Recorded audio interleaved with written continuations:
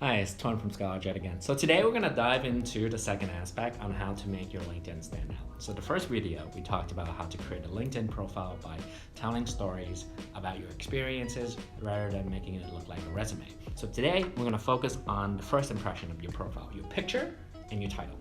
So first, get a headshot. The following are pictures you don't want to put on your LinkedIn profile. These are the type of pictures you want to put on your LinkedIn profile.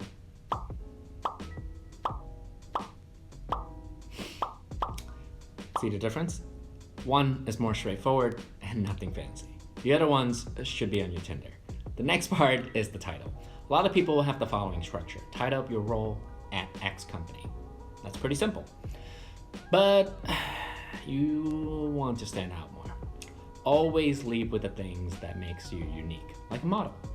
And then follow by the title you want others to know. For me, I lead with making kindness fun and cool, followed by my title. Yours could be creating opportunities for others or helping people learn or something like that.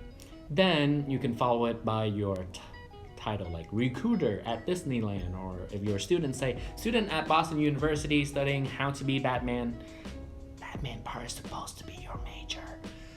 Then follow your title with the things that you're looking for, whether it be an internship or a full-time job. You should say it so that when people are browsing through LinkedIn, they know exactly what you are looking for.